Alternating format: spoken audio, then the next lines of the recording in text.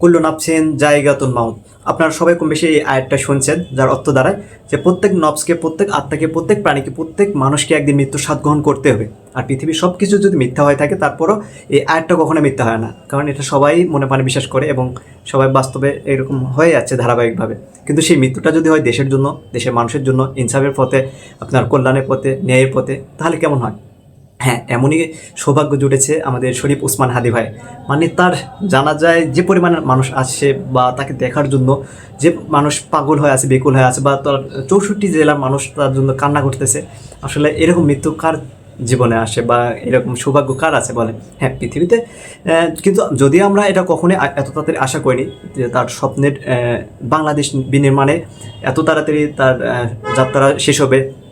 তিনি যে অসমাপ্ত একটা কাব্য হিসাবে যে আমাদের সামনে রয়ে যাবে, এটা কখনোই আমরা আশা করিনি। আমরা চাইছিলাম যে দেখি তিনি তরুণ একজন রাজনীতিবিদ হিসাবে বাংলাদেশের জন্য কী করতে পারেন বা কতটুকু স্যাক্রিফাইস করতে পারেন। তিনি কিন্তু বলেছিলেন যে আমি যদি সংসদে যেতে পারি তাহলে আমি 299 জন আসনকে আতঙ্কে রাখতাম, এবং যে দুর্নীতি করুক, সে যত বড়ই ক্ষমতা ব্যক্তি হোক, আমি সংসদের মাধ্যমে সুন্দরভাবে তাদেরকে উপস্থাপন করব।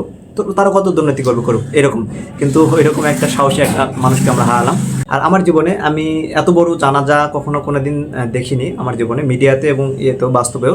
তবে এটি শুধু আমাদের এই বাংলাদেশের মিডিয়াতেই থেমে থাকেনি, পুরো ইন্ডিয়া সহ আরও বাইরের কান্ট্রিতে আর কি, ইন্টারন্যাশনাল নিউজেও আর কি তার জানাজা, মানে পুরো এশিয়ার মধ্যে সবচেয়ে বড় জানাজা ছিল এটা। যদিও হয়তো বা আগে আপনার জিয়াউর রহমান বা বঙ্গবন্ধু দরবার বা আব্দুল হাসান সাইদি হুজুর, তাদের এখন এরকম হয়তো বা সোশ্যাল মিডিয়ার যুগ ছিল না, এই জন্য হয়তো বা দেখিনি।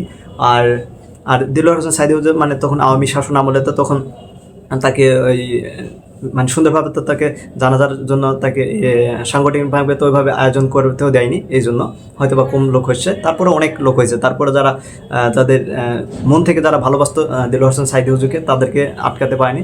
তারপরে অনেক লোক হয়েছে এরকম। তো বাংলাদেশে কিন্তু একটাই রাজনীতিবিদ ছিল, সেটা হচ্ছে শরীফ ওসমান হাদি ভাই। কারণ প্রত্যেকটা রাজনীতিবিদ কিন্তু হচ্ছে আমরা জানি যে এমপি পদে নির্বাচন করতে গেলে সর্বনিম্ন হচ্ছে একটা, যদি ঢাকার মতো একটা জায়গাতে যদি 8 আসনে যদি এমপি নির্বাচন করতে হয়, তাহলে সর্বনিম্ন আপনার 10 থেকে 20 কোটি টাকা লাগবে নির্বাচন করতে। কিন্তু শরীফ ওসমান হাদি ভাইয়ের এটা সম্পূর্ণ বিপরীত।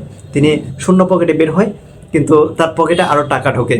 সে একটা ভিডিওতে বলছিল যে মানুষ নির্বাচনের পর বড়লোক হয়, তো আমি তো দেখতেছি নির্বাচন করতে আমি তো বড়লোক হয়ে যাচ্ছি। কেউ হাতে দেয় 500 টাকা, কেউ মা বোন বা রিক্সাওয়ালা থেকে শুরু করে ব্যবসায়িক বা সবাই তাকে হেল্প করতো, এবং অনেকে 50,000 টাকার বান্ডিলও তার পকেটের মধ্যে ঢুকেছে, এরকম নজির আছে। তাহলে দেখেন তার লাস্ট 7 দিনে তিনি হিসাবে দিয়েছিল যে আমি লাস্ট 7 দিনে এত লাখ টাকা উঠাইছি। 4-5 লাখের উপর হয়েছিল আসলে, বিকাশ, নকশ, ডাচ বাংলা সবগুলো মিলে, প্রবাস ওগুলো তো বাদে দিলাম এরকম। তো এইরকম একটা, কারণ বাংলাদেশে আচ্ছা আমি দেখছি মেম্বার একটা নির্বাচন করতে গেলেও 10 লাখ টাকা লাগে, একটা ইউনিয়ন চেয়ারম্যানের যদি নির্বাচন করতে গেলে তারপরে 1 কোটি টাকা লাগে। আবার আমি যেটা 2024 সালে যেটা দেখছি, আর একটা এমপি নির্বাচন করতে গেলে দেখবে যে এরকম 10 থেকে 15 কোটি টাকা লাগে এরকম।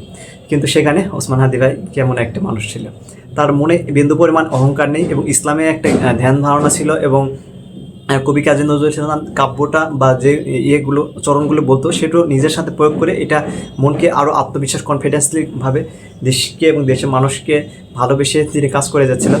তবে সবচেয়ে আমার বেশি খারাপ লাগছিল যে তখন তিনি একটা হাসি খুশি একটা মানুষ, যখন তিনি নির্বাচনে বের হয়েছিল তখন তাকে ময়লা পানির সবাই ছুঁড়ে ফেলে দিচ্ছে। ভাই ময়লা পানি যারা মারছেন আরো মারতে পারেন, সমস্যা নাই, মারেন।